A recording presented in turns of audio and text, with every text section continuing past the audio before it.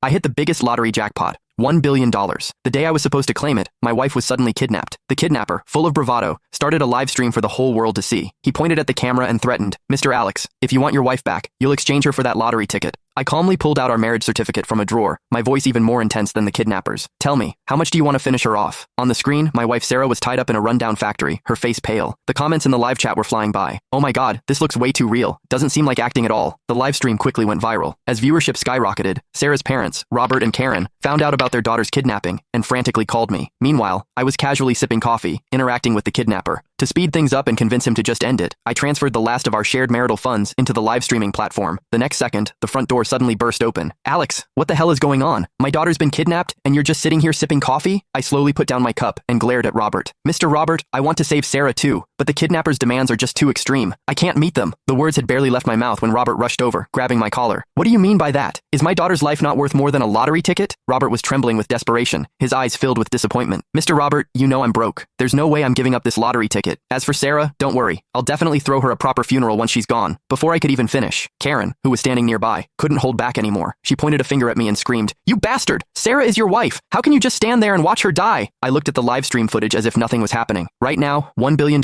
is definitely more important to me than your daughter's life. Just then, in the live stream, Sarah yelled my name at the screen. "Alex, I'm pregnant. If you don't want 2 lives lost, hand over that lottery ticket now." At her words, the comments exploded again. "What? They're kidnapping a pregnant woman? That's absolutely sick. Ugh, this poor woman. It's been so long, and her husband still hasn't done anything." Exactly. Money can be earned back, but if you lose your life, you really lose everything. As the live stream comments kept flooding in, the kidnapper grew visibly excited. He held up his phone with one hand, while the other grabbed Sarah's hair and forced her to the ground. A heart-wrenching scream for help immediately echoed through the video. "Honey, save me!" Sarah struggled to lift her head, her gaze fixed on the screen, tears still glistening in her eyes. The live stream audience was horrified by the scene, frantically pulling out their phones to call the police. Karen, seeing her daughter's miserable state on screen, stumbled and nearly fainted beside me. "Alex, did you hear that? My daughter is pregnant." I quirked an eyebrow. "So what if it's a kid? Once I claim my prize, countless women across the country will be lining up to have my babies." After a few more screams, the kidnapper's eyes were blazing red as he stared at the screen. "Mr. Alex, I'm giving you 1 hour to decide. Money or your wife and child." Mid-sentence, he suddenly grinned. "Oh, and I should warn you, I'm not a very patient man. Every 10 minutes, I'll chop off one of your wife's fingers until she bleeds to death." I sighed softly at my phone screen. "Don't bother with the fingers. Just go straight for the head. There's no way I'm giving you that lottery ticket. Forget about it." I turned to Robert and Karen. "I don't think you two need to worry too much. The police might have already located the kidnapper by now. Even though the live stream's IP address showed it was outside the country, the police might still find him." But Robert slammed his hand on the table. "Alex, everything you have now, you owe to our family. What right do you have not to save my daughter?" He wasn't wrong. The Roberts weren't super rich, but they were far better off than me, a guy who came from humble beginnings. Even my current job was thanks to Robert's connections.